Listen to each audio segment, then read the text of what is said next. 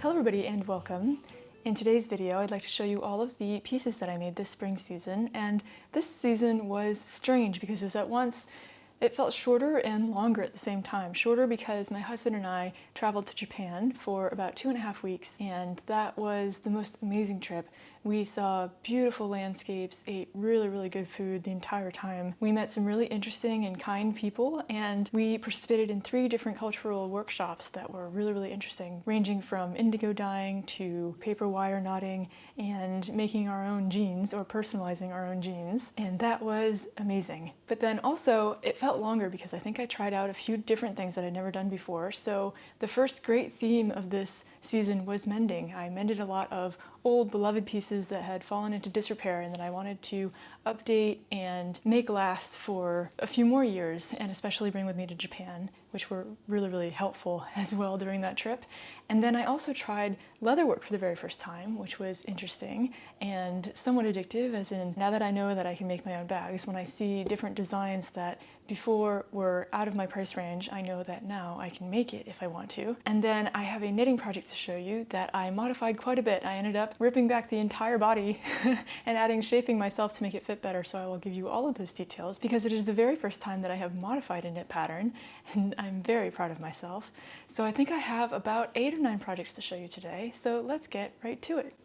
So to start with new sewing projects that I finished this season, I first made the Sew Over Edie top in this 100% wool jersey that I found at Americana Fabrics in Rocky Hill, Connecticut, because I was visiting friends, childhood friends, back in January in Connecticut, my home state, even though I live in France now, if you're new here and you don't know. And I was really excited to find this fabric because it's pretty rare to see wool jersey in stores. What I didn't see when I purchased it, which is a bit of a shame, is that it's very narrow, and so I had a very hard time fitting all of the pattern pieces onto this small cut of fabric that I had, and I ended up having to modify it a little bit to fit all the pattern pieces, in that I shortened the body by a lot, I think between 5 and 7 inches. But the body of this pattern is very long, as in it goes past the hips, not even just the high hips, the hips.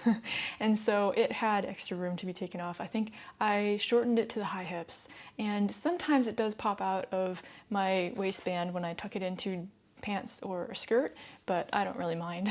And I love this top because wool jersey is really interesting in that it is adaptable, as in it is very comfortable to wear in variable weather. So we were exploring a lot. In the first week there was a good amount of rain, but then sunshine, and then sometimes cloudy and windy, and then sometimes hot.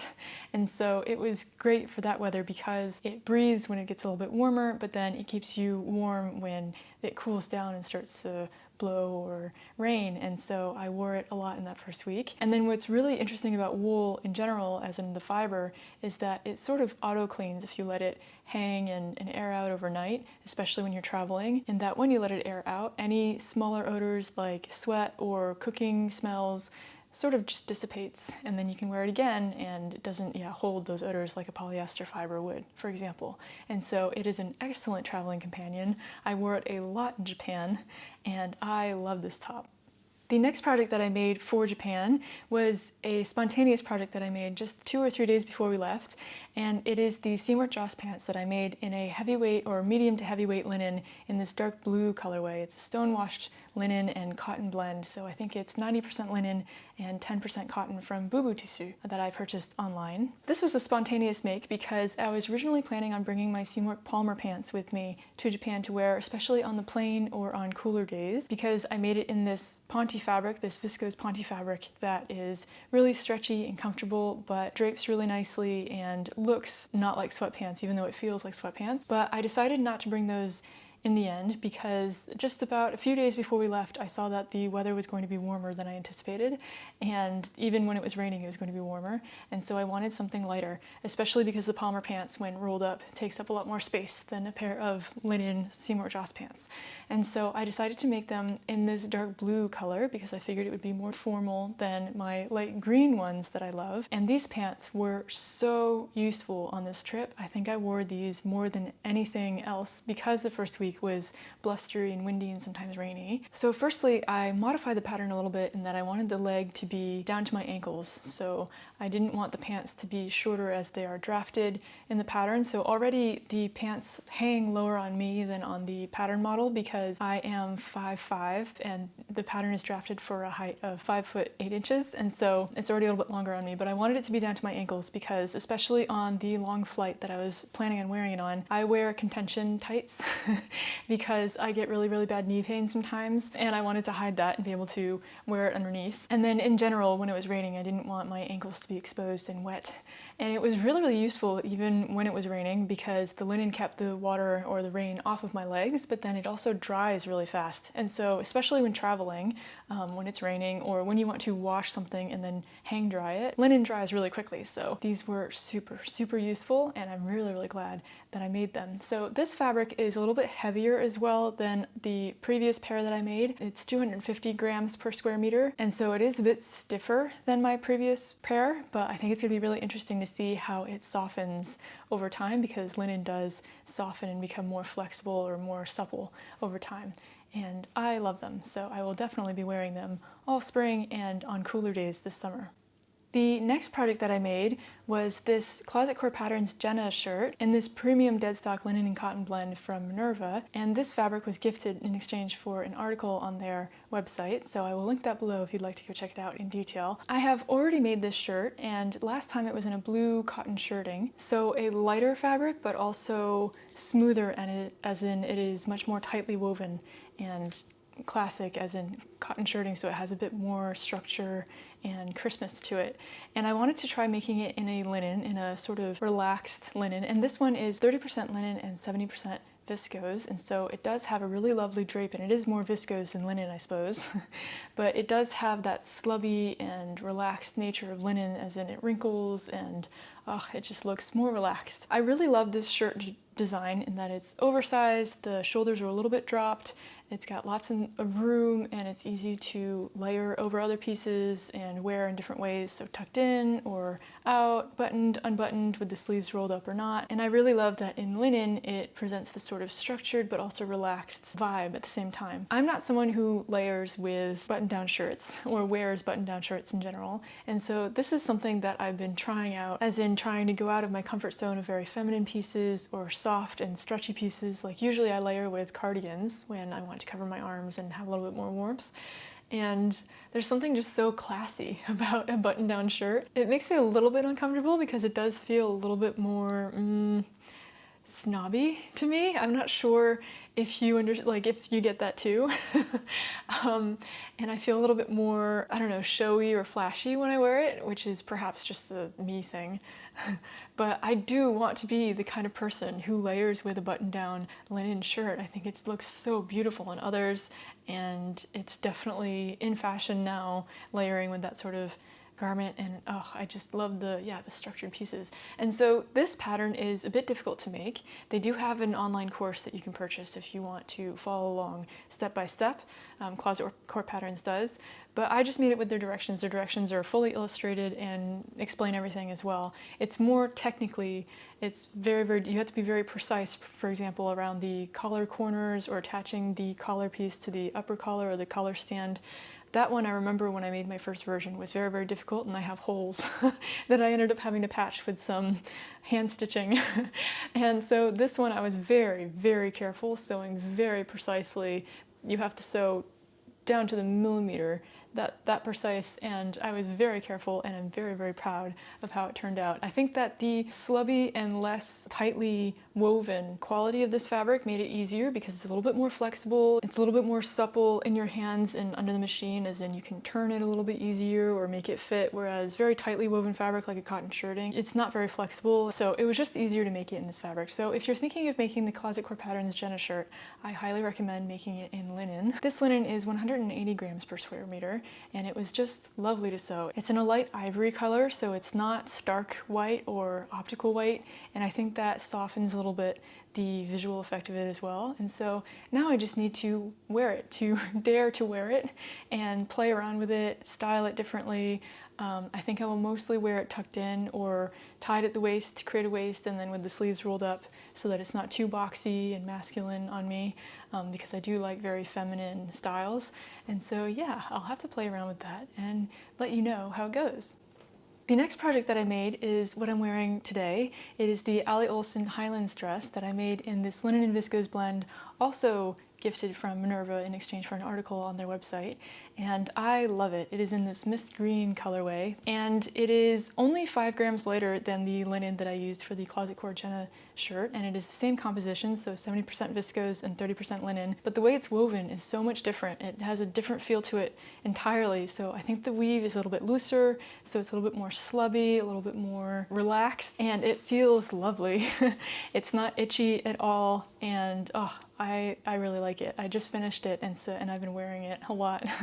I think I really enjoy the color, and I really enjoy the feel of linen, just head to toe. So this one, I didn't modify it at all. It went really easily. I think that this fabric is super easy to sew with, especially because it is so relaxed and slubby. You can kind of mold it with your hands and under the machine into different shapes, but it also doesn't relax too much, so as long as you reinforce the edges, I haven't noticed any relaxing or overstretching along the neckline, and yeah, it's just comfortable. I really love this pattern. I've made it a few times previously, but the last time that I made it was in a really bright, lovely coral linen that I found at Mills End Fabrics in Reno when I was visiting my sister about 1.5 years ago, or 2 years ago now, and it's just so lovely, so I wanted to make another one. And what I really love about this dress is that it's not only a wrap dress, so super feminine, super flowy, but it has these panels at the skirt that flow around the legs when you walk. It's a midi length, which is lovely, but then the wrap design is really smart, as in it attaches on the inside. It's sort of a faux wrap on the inside, and so even if you're walking in the wind, it never flashes, like it never fully opens. There's always a layer of fabric that covers you, and so it's a wrap dress without any of the inconveniences of a wrap dress. The last new project that I made this season was my handbag. So I made the DB701 handbag kit from Solace Leather, and this kit was gifted to me in exchange for a video that I made all about my making experience, which you can check out here. I won't go into very much detail because I did show the entire making process and what I thought of it in that video, but I am so proud of this bag and for trying out a new skill as well. Leatherwork was always really intimidating to me, and what's great about these kits is that everything is prepared for you, so there's not only the pre-punched pieces, so you don't have to punch the sewing lines yourself, and it's very, very precisely done. But they also include all of the materials, from the thread and sewing needles to use, but also sewing snips and finger protections, numbered stickers so that you can keep track of which piece is which, and then a step-by-step video that walks you through exactly how to make the bag, which I found extremely helpful because I learned best through watching different technical gestures or techniques, so I had no problems making this. The only thing that was a problem was hand pain. So it is very difficult to pull the needle through certain parts, especially when you have multiple layers. It's tough, as in you have to really pull and it sort of pops out. And I didn't give myself enough time, so I plan on doing this in 2 to 3 days. And so I was sewing this bag for a good 4 or 5 hours a day, and my hands got really, really sore. And what was really helpful is that below the video in the comments, a lot of you recommended different thimbles or pliers to use for leatherwork, and I will definitely have to try that for next time. And I even found a really great set of little pliers that are meant to be used for jewelry making that I found in Japan that look really, really useful for pulling needles in leatherwork, and so I will have to try that. But thank you very much for your suggestions. I would not have thought of that. I am really pleased with the way that this bag turned out. I love the color, and I love the little scarf detail. I think that it's an extra little pretty detail. I especially love its square shape and how it has a square or rectangular bottom with little metal studs at the bottom, so you can set it on the ground and it won't topple over, which is really convenient. And then it has 3 different strap options. So it has a longer strap and a shorter strap. The shorter strap you can just put over your elbow, but also it has a longer strap so you can wear it over your shoulder or crossbody. I love this bag. I brought it along with me to Japan. Usually it takes me a little while to get used to a new bag, but with this one it was just immediately comfortable and easy. I think that the inner zipped pocket makes inner organization really, really easy. I wore it the entire trip in the sun and the rain, and it looks fine.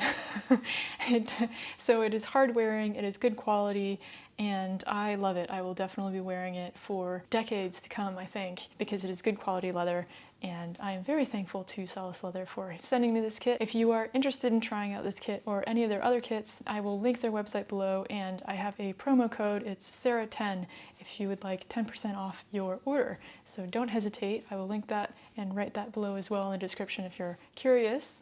But yeah, I love this bag and I highly recommend it if you're interested in getting into leatherwork.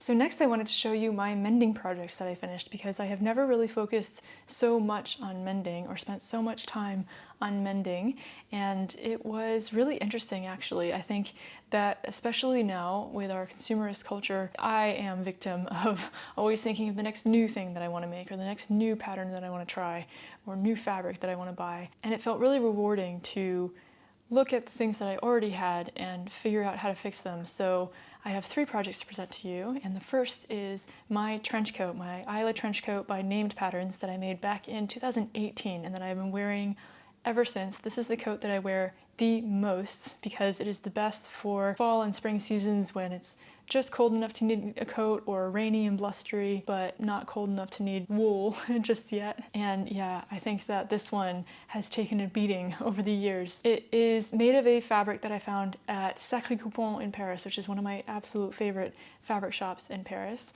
And it is a double-sided gabardine fabric. So there are 2 sides. There's the beige side that's on the outside, and then a black gabardine on the inside. And they were there were parts of the coat that were becoming threadbare from wear, especially around where my bag and the straps would rub.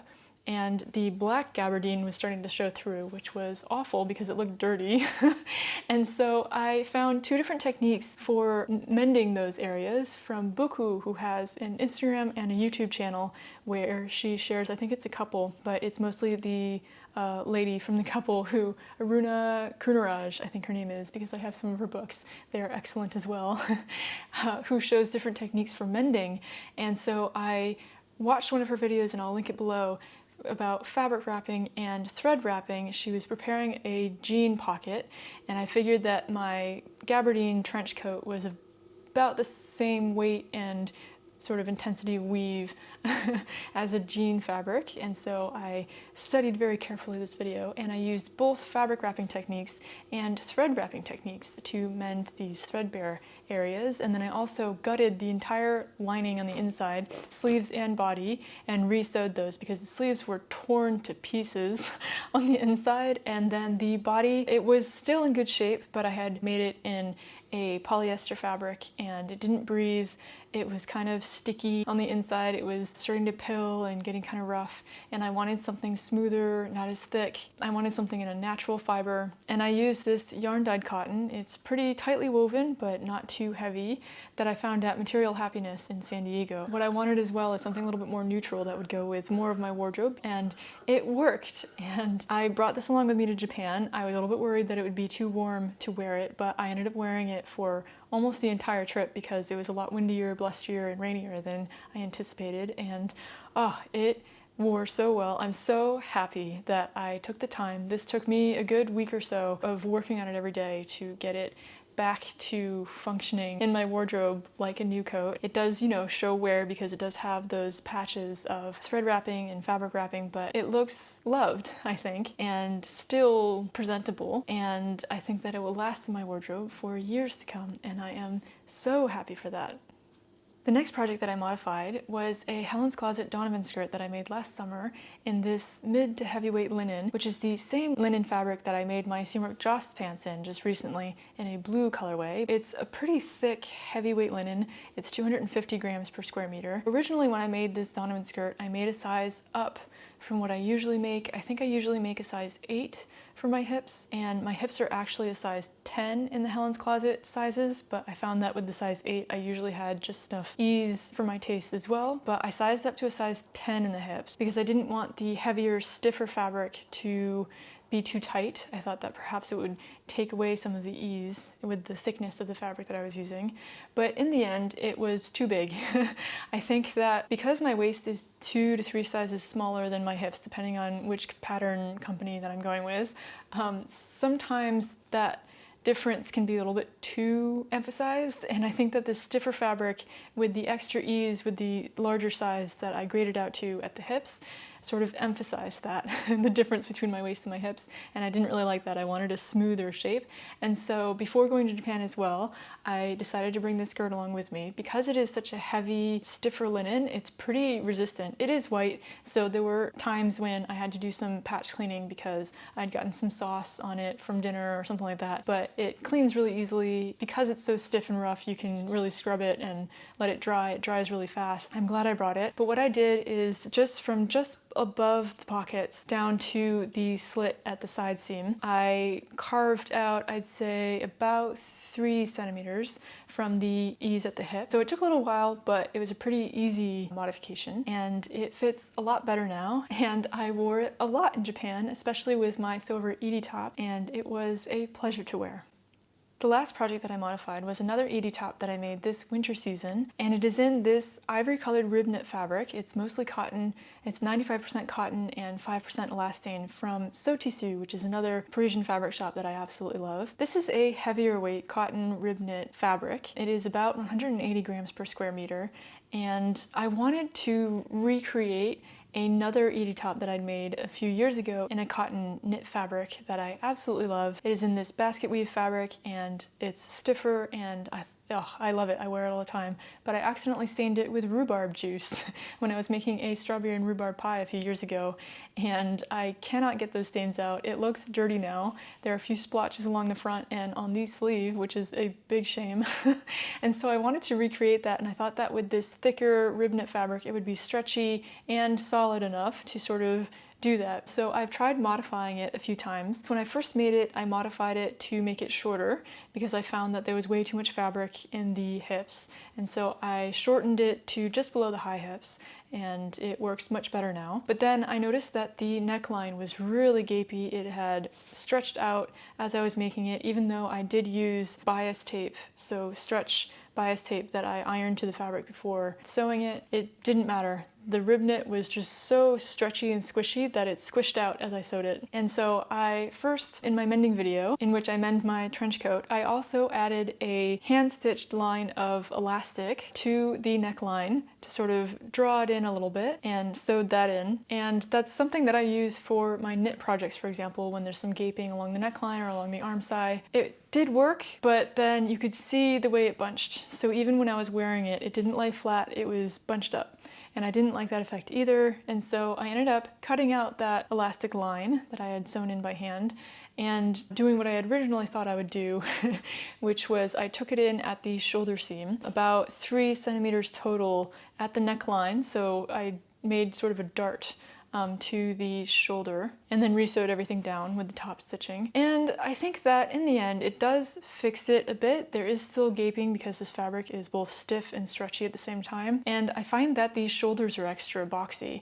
I think that this top, the way it was designed, the shoulders are a bit boxy, but then in thicker fabrics it's a lot more obvious, and I'm not sure why this isn't obvious in my previous cotton knit version. I think that perhaps the fabric is a little bit more delicate, even though it's stiffer, but yeah, I think that in the end this is just a mismatch between fabric and pattern, and I'll still wear it, but there's something that's slightly off about it, and so I won't make this again in a similar fabric. I think that this pattern works a lot better with slinkier fabrics such as viscose jersey or wool jersey, something that has a bit more drape. And so I'm glad I tried this, but I've learned my lesson, and I will not be making this pattern in similar fabrics in the future.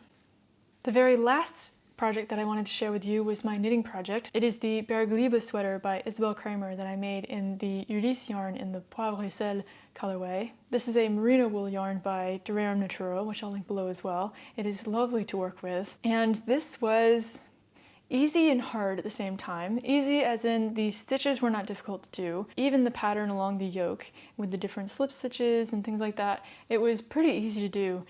What was difficult was the fit. So this is something that I noticed when I was first planning this project and looking at this pattern, is that from the bottom of the arm side down, there is no shaping. So it is just a straight line, and I figured, sure, it's boxy, but I'll mostly be tucking this in a little bit or something. You know, it's not a big deal, it's a sweater. But I didn't anticipate how wide it would still be at that point. And so when I first made it, it was huge on me. Really, really big, just sort of lumpy on me, and there was, I think I counted 24 centimeters of ease versus the 10 centimeters that is recommended by the pattern. And so I decided to rip back the entire body, which was heartbreaking because I had spent weeks knitting it because I knit very slowly. And what I did was I added some waist shaping. So I decreased a certain amount. I calculated this for hours and I forgot to write it down and keep it, so I can't tell you the exact calculations that I made, but I decreased to a certain point, and then at the waist I knitted evenly and then increased back out to the hips.